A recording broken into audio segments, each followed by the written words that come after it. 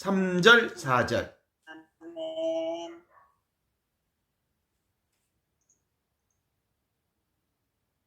한가는 하늘의 법을 두고 기뻐합니다. 당신 계명이 좋고 공정하며 거룩하다는 것을 알고 모든 악과 죄는 피해야 한다는 것을 알면서도 이성보다 육정을 따르기에 몸으로는 죄의 법에 복종합니다. 그러므로 저에게 원의가 있기는 하지만 그 좋은 것을 하지는 못합니다. 저의 약함을 돕는 당신의 은총이 없다면 저는 아주 작은 장애에도 실망하여 물러나게 될 것입니다. 따라서 저는 완덕의 길을 알고 또 어떻게 해야 한다는 것도 뻔히 보고 있으나 부패한 본성의 무게에 짓눌려 완덕의 길로 나가지 못하고 있습니다. 4절. 오 주님, 어떤 설명을 시작하거나 계속하거나 완성하는 당신의 은총 없이는 아무것도 할 수 없으며 당신 은총이 저를 경고케 하면 당신 안에서 모든 것을 할 수 있게 됩니다. 오 참된 천상의 은총이여, 그 은총이 없으면 아무것도 제 공로로 돌리지 못하고 어떠한 본성의 은혜도 가치가 없습니다. 주님, 은총이 없으면 당신 대전의 예술도 재산도 미도 용맹도 제주도 웅변도 아무 가치가 없습니다. 이런 본성의 은혜는 선인에게나 악인에게나 똑같이 있는 것이나 은총, 즉 사랑은 뽑힌 사람들만이 가진 특권이므로 이 은총의 표를 가진 사람은 영생을 받을 자격이 있습니다. 이 은총은 가장 귀한 것이므로 예언이나 기적을 행할 특은, 아무리 고상한 명상이라도 은총이 없으면 아무런 가치도 없습니다. 그뿐 아니라 신덕이나 망덕이나 다른 덕행이라도 사랑과 은총이 없으면 당신 뜻에 맞을 수 없습니다. 아멘. 예. 오늘 3절은 크게 하느님의 법과 육신의 법 이렇게 크게 구별해서 하느님의 법은 무엇이고 또 육신의 법은 무엇인가에 대한 부분들을 좀 정확히 알아야 3절을 좀 읽을 수 있고, 그 다음에 4절은 온전히 그 하느님의 법을 우리 삶 안에서 구체적으로 살아내기 위해서는 은총, 하느님의 도우심, 이것이 필수적이다라고 하는 전제 조건에서 읽을 수 있는 부분이라고 볼 수 있죠. 먼저 3절을 같이 함께 공부해 보도록 하겠습니다. 저의 하느님, 저의 내적 인간은 하느님의 법을 두고 기뻐합니다. 하느님의 법이 뭐냐면 지금 바로 이것, 현존이죠. 현존. 바로 지금 이것. 바로 지금 이것. 그래서 이 법은 아주 자연스러운 하느님의 법으로서 좋고 거룩하고 그리고 온전히 하느님의 법, 하느님의 율법으로 사는 것이죠. 그런데 이제 이 하느님의 법을 거부하는 것, 이게 바로 육신의 법이죠. 이 육신의 법은 뭐냐면 내가 따로 있다. 하느님이 따로 있다. 하느님을 사물화, 대상화, 물질화 또는 모양이 있는 하느님으로 보려고 하는 것. 이것이 바로 그거지요. 그러니까 기본적으로 하느님의 법, 이게 구체적으로 우리 안에 새롭게 시작되어야 한다, 이런 말입니다. 두 번째로 당신 계명이 좋고 공정하며 거룩하다는 것을 알고 모든 악과 죄는 피해야 한다는 것을 알면서도 이성보다 육정을 따르기에 몸으로는 죄의 법으로 복종합니다. 이렇게 얘기를 하지요. 그러니까 모두가 다 하느님의 법을 따르고 싶지만 기본적으로 생각과 감정과 오관을 가지고 내가 따로 있다라고 하는 생각을 가지는 순간 우리는 근본적으로 욕심의 법, 기본적으로 무슨 법이라고 할 수 있을까요? 욕심대로 사는 일에 헌신할 수밖에 없다라고 하는 것을 얘기하고 있는 거죠. 그러니까 기본적으로는 우리가 아무리 하느님의 뜻, 양심대로 살고 싶어 하지만 성령의 도우심을 받지 않으면 자기도 모르게 육신의 법, 욕심대로 사는 일, 내 뜻대로 사는 악쪽으로 기울게 돼 있다라는 얘기를 하고 있는 거죠. 그러므로 저에게 온이가 있기는 하지만 그 좋은 것을 하지 못합니다.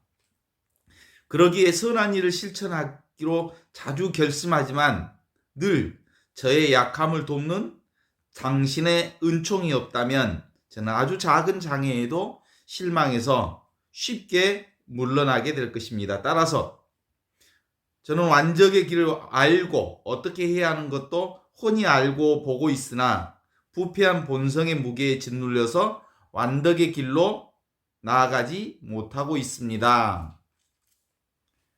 따라서 하느님의 은혜와 은총으로 이루어진 이 완덕의 길을 온전하게 우리가 누릴 수 있으려면, 살 수 있으려면 기본적으로 내가 따로 있다는 생각으로부터 온전히 내가 떠나 있지 않으면, 그래서 온전히 하느님의 법 안에 안착되지 않으면 결국은 부패한 본성인 육신의 법에 끌려다닐 수밖에 없다라고 하는 것을 얘기해요. 우리는 이런 관점에서 하느님의 법을 지킬 수 있는, 하느님의 법을 살 수 있는 유일한 방법은 뭐예요? 멈추고 그만두고 스톱하고 레디비 있는 그대로의 상태에 있으면 곧장 그것이 하느님 나라, 하느님의 법, 하느님의 완덕에 이미 와 있음을 깨닫고 그렇게 살 수 있게 된다라고 하는 게 이 3절의 말씀이죠. 4절로 들어가면 오 주님, 어떤 선행을 시작하거나 계속하거나 완성하는데 당신의 은총이 얼마나 많이 필요합니까? 당신의 은총 없이는 아무것도 할 수 없으며 당신의 은총이 저를 견고하게 하면 비로소 당신 안에서 모든 것을 할 수 있게 됩니다. 보통 이제 은총을 우리가 그라시아, 은혜라고 얘기하죠. 그 은총, 은혜라는 뜻은 공짜로, 대가 없이 무조건적으로 우리에게 주어지는 것. 그래서 당신의 은총이 저를 견고케 합니다 라고 고백하지요. 오 참된 천상 은총이여, 그 은총이 없으면 아무것도 제 공로로 돌리지 못하고, 사실은 우리가 시골의 군 단위에 가면 도로망을 하나 설치했거나 다리를 하나 설치하면 그 다리를 가지고 군수는 군수가 내가 놓았다 그러고, 국회의원은 국회의원이 내가 했다 그러고, 군의원은 군의원대로 내가 했다 그러고, 도의원은 도의원대로 내가 했다고 얘기하죠. 이게 바로 정치인들의 특성은 뭐예요? 내가 했다, 내가 힘썼다, 내가 이 일을 했다라고 말하는 사람들이라면, 신앙인은 어떤 사람들이냐면 무의론자지요. 함이 없이 한 거다. 온갖 것을 다 해놓고도 이건 내가 한 바가 없습니다. 오직 하느님 그분께서 해주신 덕이옵니다. 이렇게 고백하는 사람들이 신앙인이라고 말할 수 있죠. 그래요. 은총이 없으면 당신 대전에 예술도, 재산도, 아름다움도, 용맹도, 재주도, 운변도 다 아무것도 아니다라는 것이죠. 가치가 없는 것들이 돼버리고 만다라는 거죠. 그러니까 주님의 은총이라고 하는 건 근본적으로 어떤 뜻이냐면 하느님이 모든 것을 하신다라는 뜻인데 이게 뭐예요? 성사라고 말할 수 있죠. 거룩한 일. 모든 것은 다 하느님이 하신다. 이렇게 사크라멘톰, 본성. 이 본성이라고 하는 것은 모든 사람에게 다 주어져 있는 하느님의 은혜로 우리가 살아가는 거죠. 그래서 이런 본성의 은혜는 하느님께서는 선한 사람에게나 악한 사람에나 똑같이 비를 주시고 햇빛을 주시고 은혜를 주시고 은총을 주시고 사랑을 주시고 축복을 주시어서 모든 사람들이 그 은총 가운데 살 수 있도록 모든 사람들이 다 그렇게 가지요. 그럼에도 불구하고 이 은총의 표를 알아차리고 그 은총으로 사는 사람은 많지가 않지요. 이 은총은 가장 귀한 것이므로 예언이나 기적을 행한 특은 아무리 고상한 명상이라도 이 은총이 없으면 아무런 가치도 없다라고 하는 것이죠. 이 은총을 깨닫는 것, 이것이 근본적으로 하느님의 사람으로 사는 유일한 길이다라는 것을 얘기하고 싶어 하는 거죠. 하느님의 법, 이게 뭐예요? 지금 바로 이것 현존을 사는 겁니다. 이 현존이 바로 이미 완성된 하느님의 완덕을 우리가 체험하는 거지요.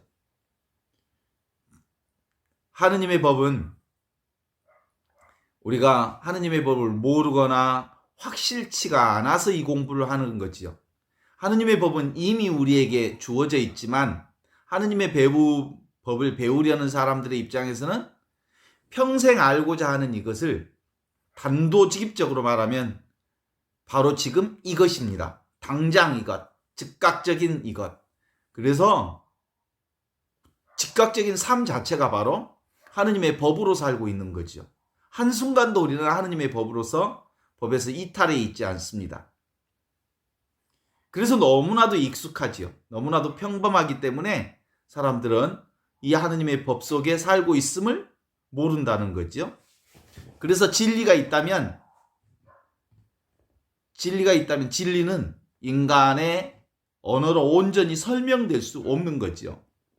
왜냐하면 너무나도 자명하고 너무나도 분명해서 모든 사람들에게 언제나 어디서나 누구에게나 다 주어져 있는 지금 여기 이 경험으로 살기 때문이죠. 이 경험을 다른 말로 얘기하면 밥 먹고 세수하고 직장 가고 일하고 일상생활 전체가 바로 하느님의 법으로 살고 있기 때문이죠. 이것은 이 하느님의 법은 모양도 없고 소리도 없고 그 뜻도 없는 그것이어서 지금 여기에서 그 모든 것을 살고 있음에도 불구하고 이미 그것에서 살고 있기 때문에 사람들은 그것을 알지 못하는 것과 같습니다. 그래서 하느님의 법은 노력해서 얻을 수 있는 법이 아니라는 것을 함께 그동안 계속해서 우리가 확인했죠. 너희가 뭐가 그리 부족하냐? 이렇게 하느님께서 우리에게 물으실 거예요. 본래 모든 것이 다 주어진 하느님 나라에 살고 있으면서 뭐가 그리 부족하냐? 뭐가 그렇게 없다고들 하느냐? 본래 그 하느님의 사랑과 은총과 축복 가운데 살면서도 왜 너희들은 내 사랑을 아직도 모르느냐? 이렇게 말할 수 있는 일들이죠. 그러니까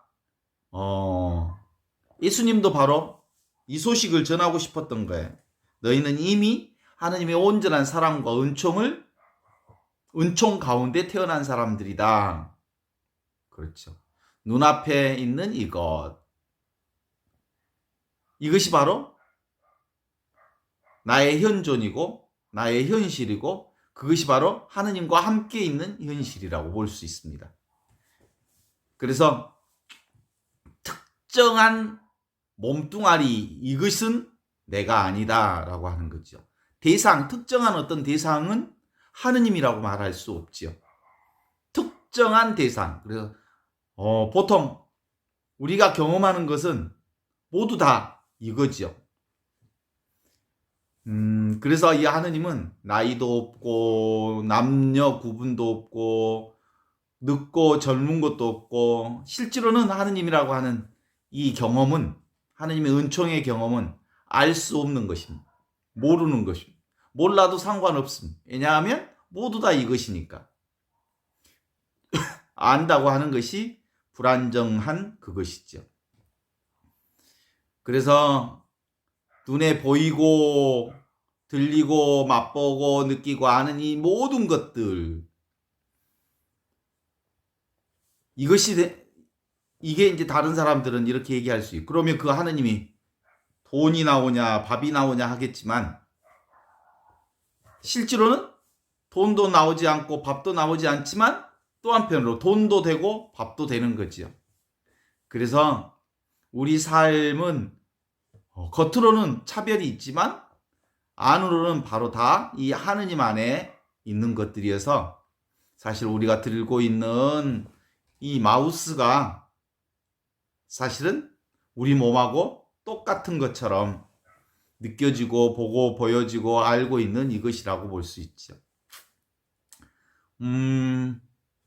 얼마나 많은 사람들이 변했는지 몰라요. 그죠? 수많은 사람들 다 변하지요. 우리의 입맛도 나이를 먹어가면 변하지요.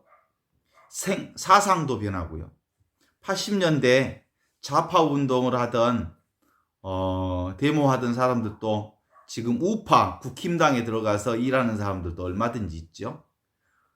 인간이 사실은 늘 변하는 것들이죠. 그럼에도 불구하고 그것 안에 변하지 않는 이것이 있습니다. 이것은 이해할 필요가 없는 이것이어서 보통 이것을 길 없는 이것, 행함 없는 이것, 문이 없는 문, 느낌 없는 느낌, 소리 없는 소리, 이렇게 얘기들 해요.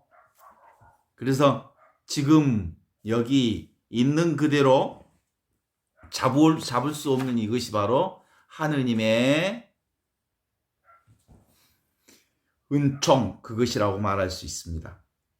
밤이면 밤마다 함께 자고 낮이면 낮마다 함께 하는 바로 지금 이 현존이 하느님이라고 말할 수 있죠. 하느님은 그러니까 설명할 수 없는 이거지요. 하느님을 이거라라고 말하면 이미 그건 하느님이 아니지요. 그러니까 하느님의 법은 지금 여기 즉시 있는 이것으로 말할 수 있습니다. 내가 있다라고 하는 것 다 알지요? 여러분들이 지금 어디 계십니까? 하면 지금 여기 있다라는 걸 알지요?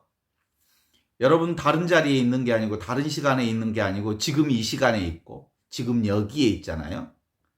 그래서 한번 몸을 이렇게 쭉 느껴보면 어깨를 한번 느껴보세요 하면 어깨가 느껴지지요? 왼쪽 발가락을 한번 느껴보세요. 그러면 왼쪽 발가락이 느껴지지요? 이렇듯 느껴지는 이것, 몸을 의식하는 이것, 그죠?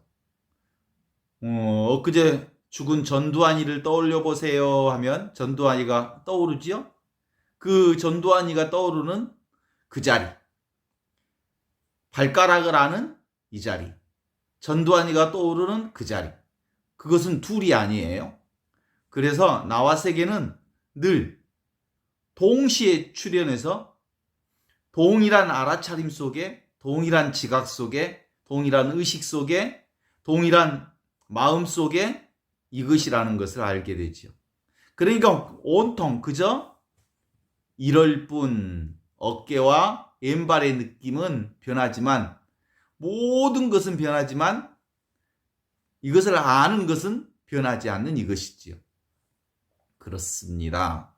몸은 10대나 50대나 60대나 70대가 다 다르지만 이것을 아는 이것은 변하지 않는 어웨런스. 이게 바로 깨달음이라고 할 수 있습니다.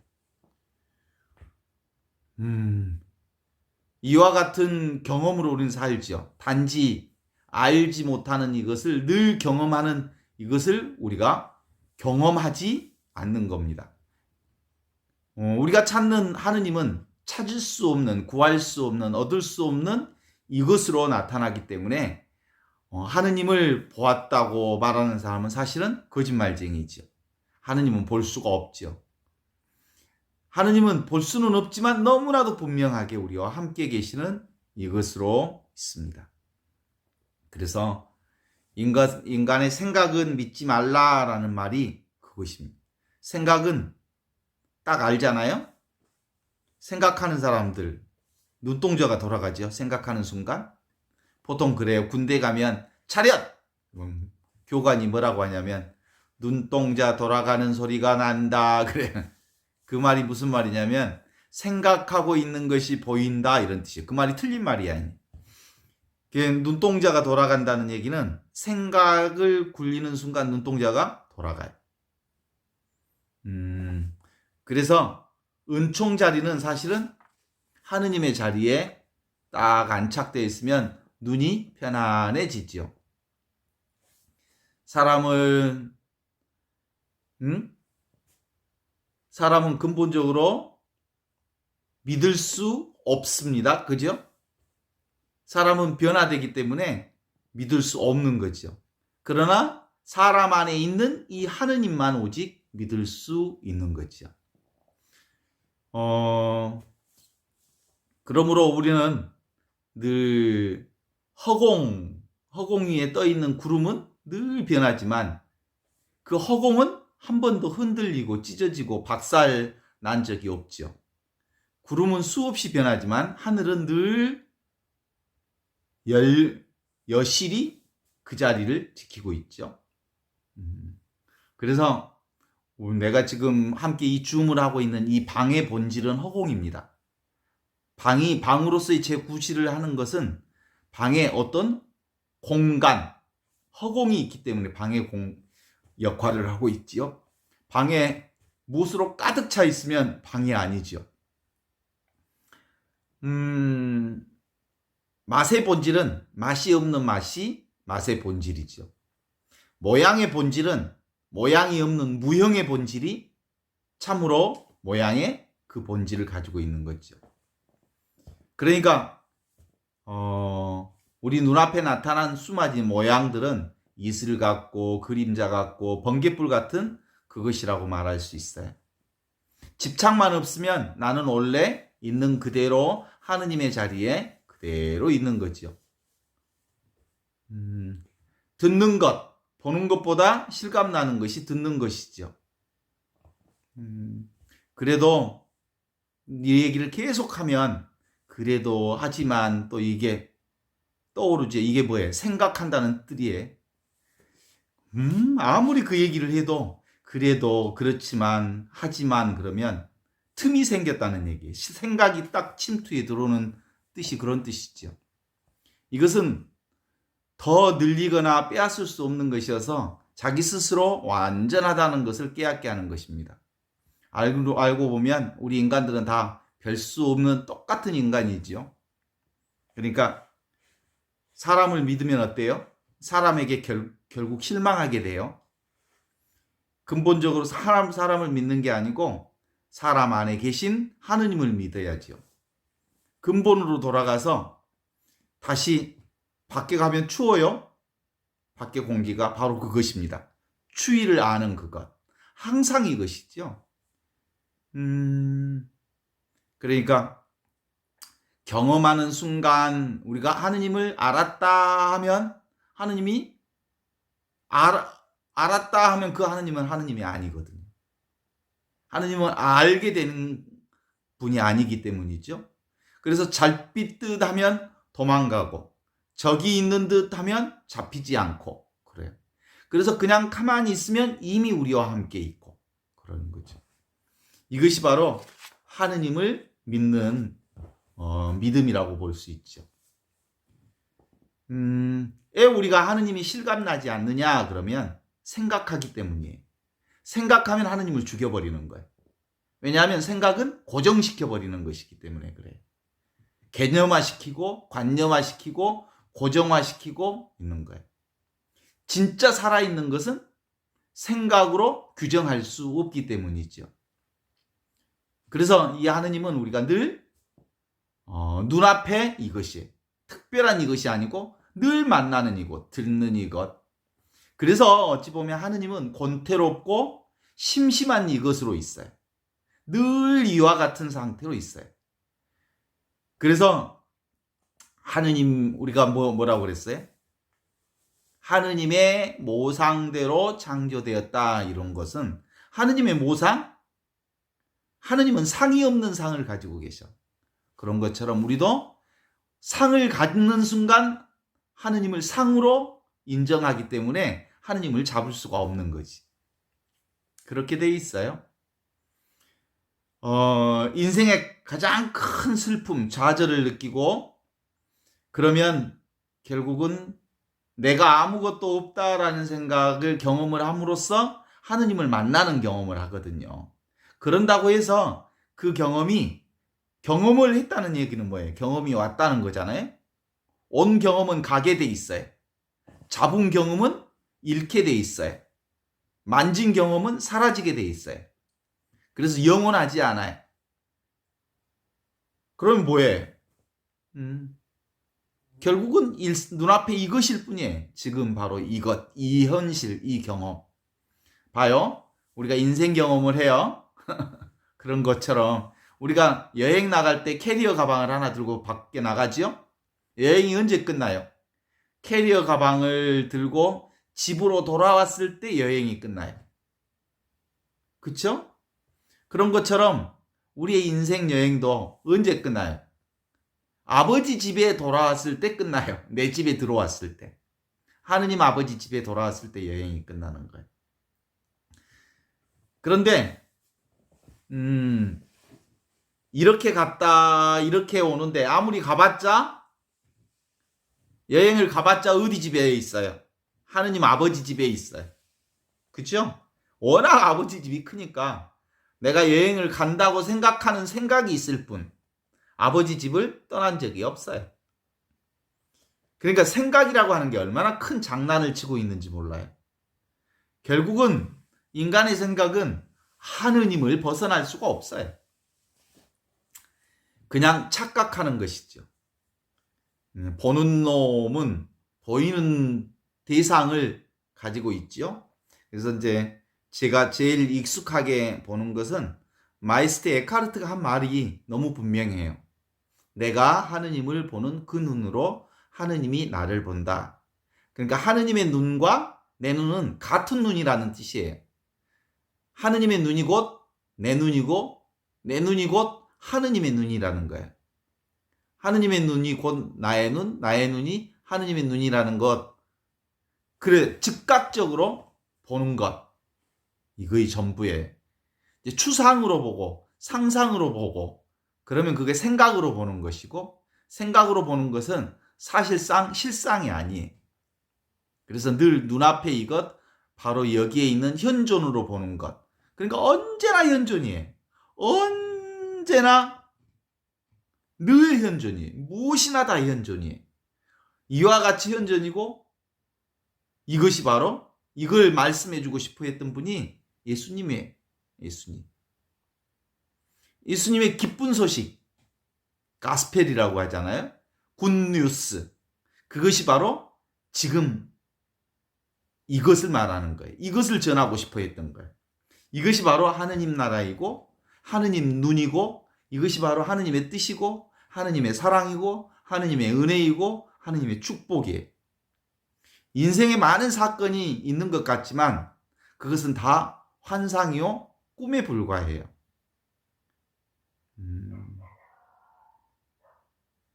어린아이 때 아이가 잠자다가 꿈을 꿨다고 막 울어요. 그러면 엄마가 어떻게 달래는지 아시죠? 아가 놀라지 마라. 꿈이란다 꿈. 꿈은 없는 거야. 이렇게 설명하면 다 되는 거예요. 예수님도 꿈꾸고 있는 우리에게 그렇게 얘기하시는 거예요.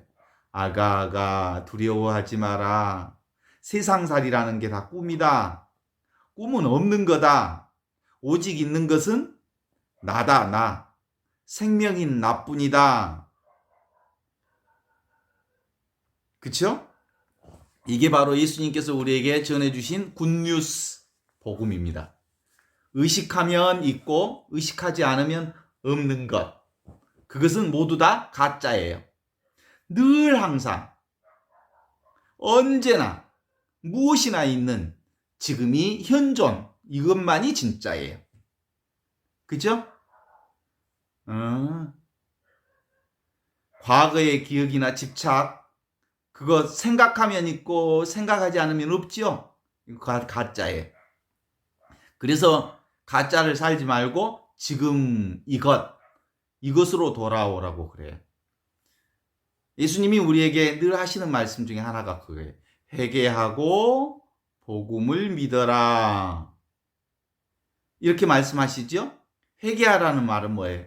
생각 속에 빠지지 말고 지금 여기 이 현존으로 살아라, 이런 뜻이에요. 그래서 변함없는 이 바탕, 하느님의 마음을 믿어라, 하느님을 믿어라, 이런 뜻이죠.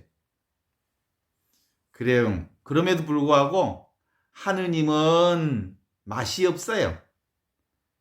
하느님은 알 수 없어요.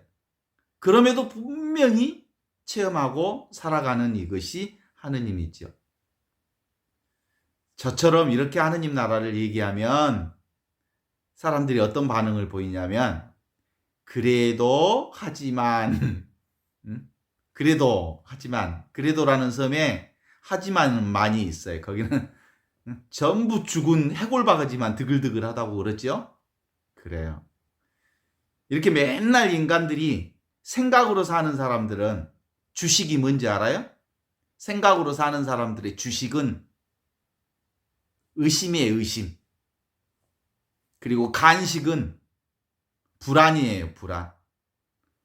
종종 물을 마시는데 무엇을 마셔요? 절망을 마셔요. 생각으로 사는 사람들의 주식이 의심이고 간식이 불안이고 종종 절망이라고 하는 물을 마시면서 살아요. 이것이 생각하는 인생들의 형태들이죠. 그런데 지금 바로 이것, 현존은 인간의 영역이 아니에요, 사실은. 이건 사람이 아니에요, 사람이 아니에요. 지금 바로 이것은 이마고 데이, 하느님의 형상으로 사는 일이에요.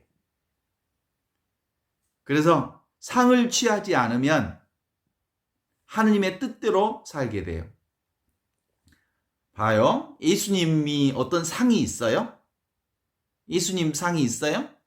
무슨 상? 예수님 상이 없어요. 분노하실 때는 막 채찍을 늘어뜨리고 화를 내시고 책상을 들이엎고 그래요. 그리고 때에 따라서 먹고 마시고 놀아요. 끝없는 변화를 보여주셨어요. 그게 예수님이었어요. 그죠? 그런데 예수님 안에 있던 성령은 늘 이것으로 계셨지요. 자, 우리 가을이 되게 아름다워요. 저희 집 앞에 은행나무, 큰 은행나무가 은행잎이 하나도 안 났고 오늘 아침에 보니까 다 떨어졌어요. 바닥이 노래요. 가을의 아름다움이 뭐라고 할 수 있어요? 변화예요. 변화를 보는 게 가을의 재미예요. 단풍 얼마나 아름다워요? 그게 변화지요. 가을의 하늘 얼마나 놀랍도록 그 구름의 무궁무진한 변화를 봐요. 석양의 놀라운 변화 이콜 아름다움이에요. 무상하기 때문에 아름다운 거예요. 죽어가기 때문에 아름다운 거예요. 사라지기 때문에 아름다운 거예요. 그렇죠? 우리 마음도 느닷없이 순식간에 수없이 마음이 변해요. 우리의 마음들이 그렇죠? 변화하는 그 자체가 사실은 변화하지 않는 하느님이 있기 때문에 변해요. 그러니까 변화하는 그 모든 것이 다 변화하지 않는 하느님을 드러내는 현존이에요. 그래요. 그렇잖아요. 건물을 지을 때 우리가 아시바라고 하는 거 있잖아요. 아시바를 친다 그러지. 건물 다 지으면 그 아시바 뜯어내야지. 그 아시바를 비계 설치물이라고 하는데 그건 건물 지을 때만 필요한 거예요. 그러다가 응? 건물이 다 지어지면 또 없어지고 그러잖아요. 그런데 지금 바로 이것은 있는 그대로 지금 이대로 하느님의 현존, 하느님을 그대로 드러내고 있어요. 그래서 나는 모르겠습니다 라고 하는 말로 하느님한테 온통 녹아 들어가야 돼. 소금 인형이 바닷속에 완전히 젖어 들어가야 비로소 아하 내가 바다고 바다가 나구나 라고 생각하듯이 하느님께 온전히 녹아 들어가야 비로소 내가 하느님이 되는 거예요. 생각 속에 있으면 어렵지만 생각만 하지 않으면 그냥 이대로 그렇게 하느님 안에 들어가는 거예요.